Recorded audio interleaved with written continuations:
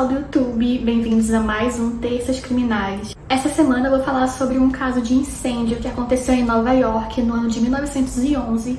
Foi um dos casos mais mortais da história de Nova York, se a gente for comparar com o dia 11 de setembro. E antes de começar o caso, já vou pedir que você dê logo um like nesse vídeo para me ajudar aqui no canal e também que você se inscreva, que seria melhor ainda. Então vamos logo começar o caso de hoje.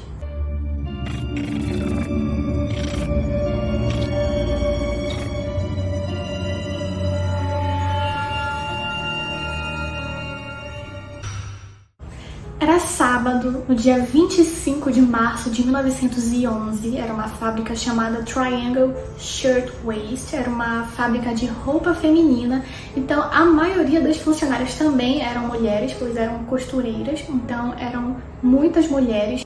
Essa fábrica ficava localizada no edifício Ash, é um edifício que existe até hoje, um edifício de esquina que fica em Manhattan. É um edifício de 10 andares e a fábrica ficava com o 8º, com o 9º e com o 10º andar.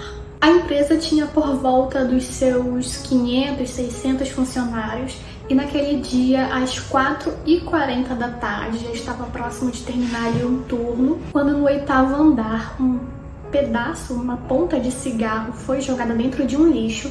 Só que nesse lixo tinha muito trapo de roupa, muitas peças de roupa de tecido cortados ficavam ali naquele lixo. E esse lixeiro ficava embaixo de uma mesa de madeira. E em cima dessa mesa de madeira tinha mais roupa ainda, mais pedaço de tecido, fora os varais que tinha também, com mais tecido.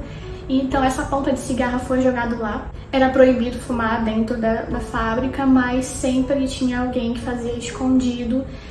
E começou o incêndio dessa maneira.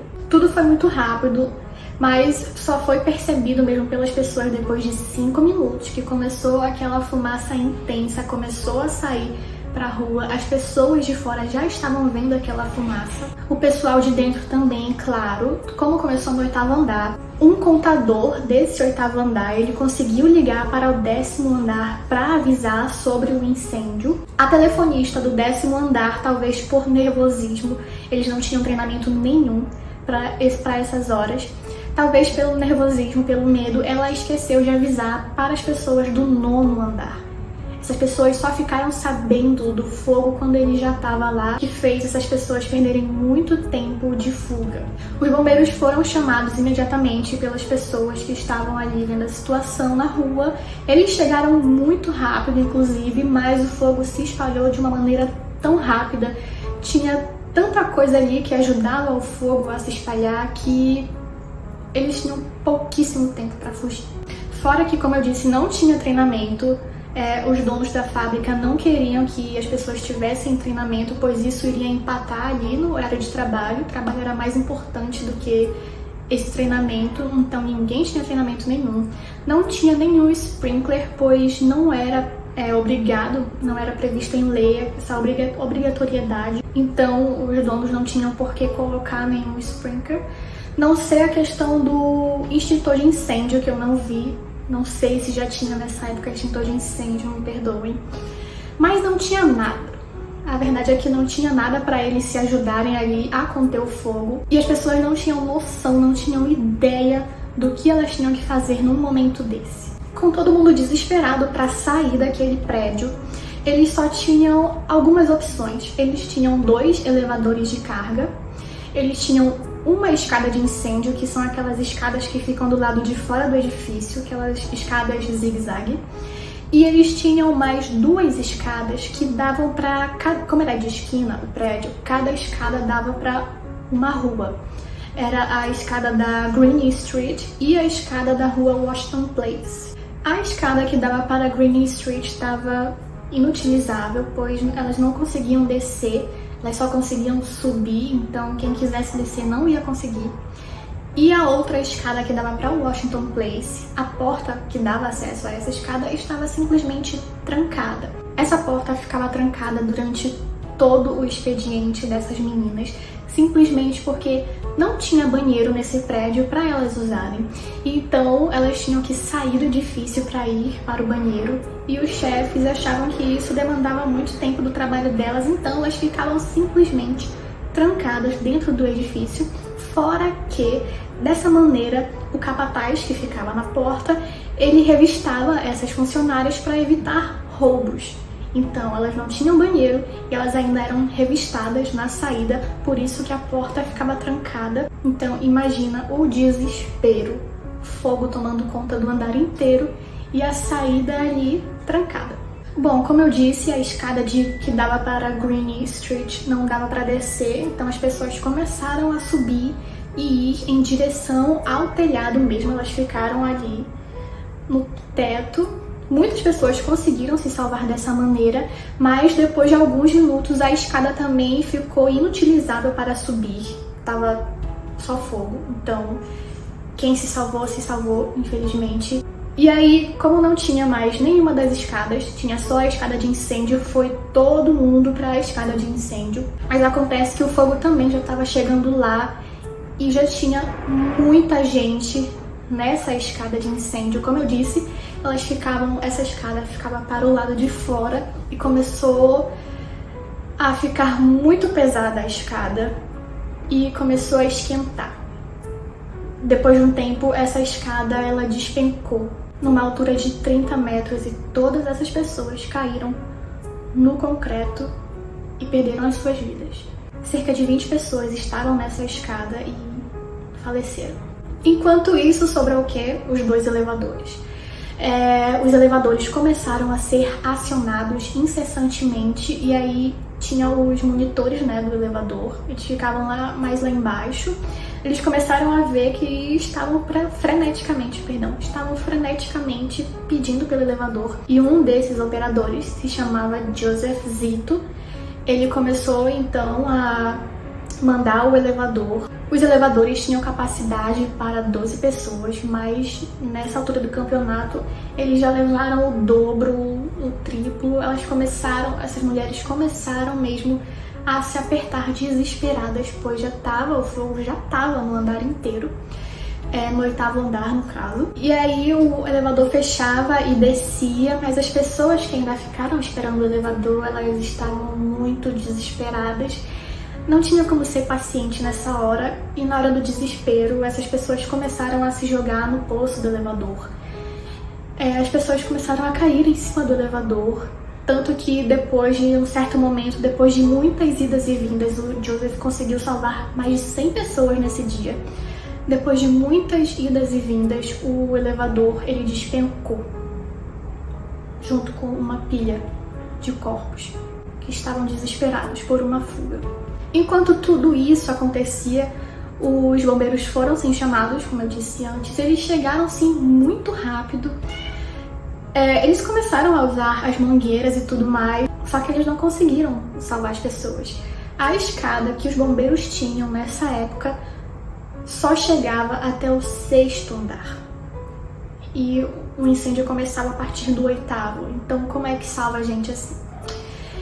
Nesse desespero, as pessoas começaram a se jogar do prédio, muitas começaram a se jogar.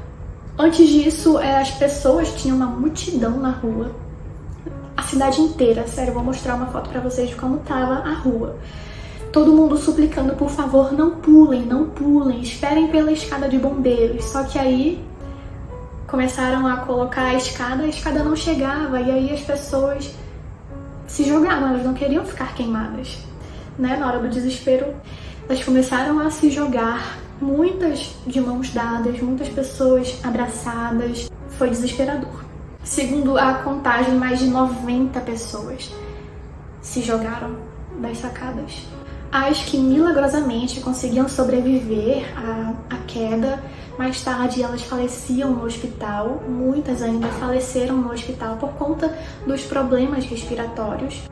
E nesse dia, cerca de 146 trabalhadores morreram no incêndio. A maioria mulheres, e o fogo foi contido muito rápido, mas o estrago foi muito grande.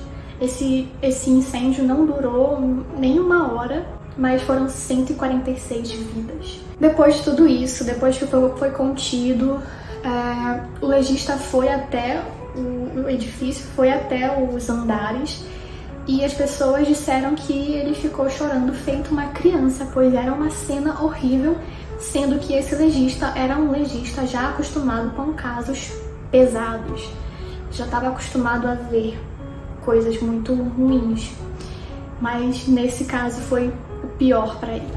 Na rua, os policiais recolheram os objetos pessoais que ficaram espalhados, objetos de mulheres que meses antes haviam feito uma greve geral, onde todas as costureiras da cidade saíram nas ruas protestando por melhores condições de trabalho. Às vezes, essas mulheres trabalhavam todos os dias da semana.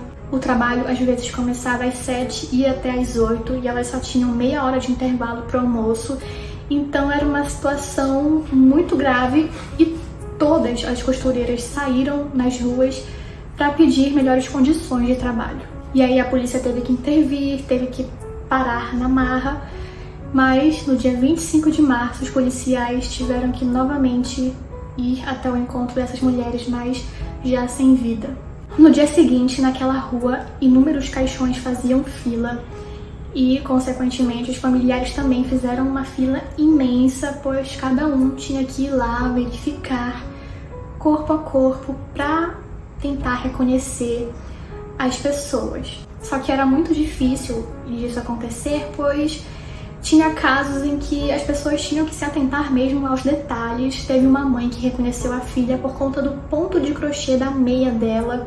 Teve uma filha que reconheceu a mãe por conta do penteado de uma trança que a filha que tinha feito na mãe.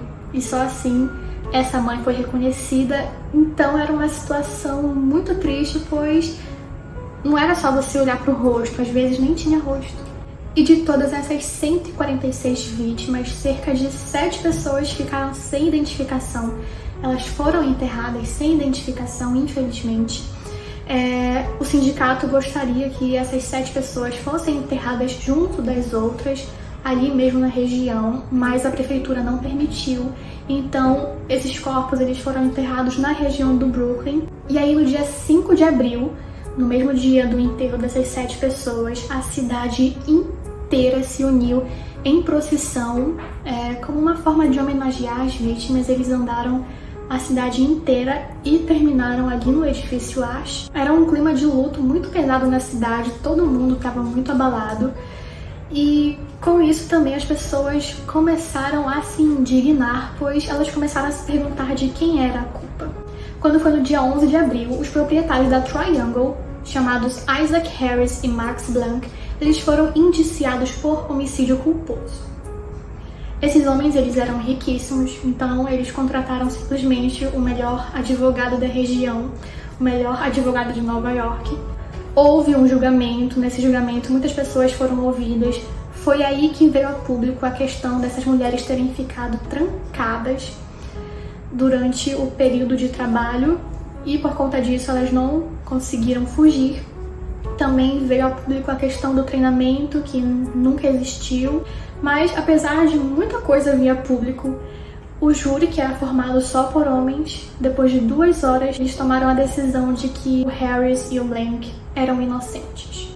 As famílias que estavam esperando do lado de fora do tribunal estavam ferozes, estavam com muita raiva, muito indignadas, mas elas não podiam fazer nada. Apesar da empresa ter perdido cerca de 146 pessoas fatalmente, a empresa não saiu no prejuízo, nem fez cócegas na empresa. Eles não tiveram prejuízo nenhum, pois eles receberam um seguro bem recheado por conta do incêndio. E com tudo isso que estava acontecendo, os trabalhadores eles começaram a se unir e se revoltar mesmo contra o partido que estava governando Nova York nessa época, que era um partido que só ajudava os empresários, não olhava para os trabalhadores não tinham direitos nenhum. E aí, como era uma revolta tão grande que o partido sentiu o impacto e ou o partido mudava ou o partido acabava de vez, e claro, né, que eles não queriam isso.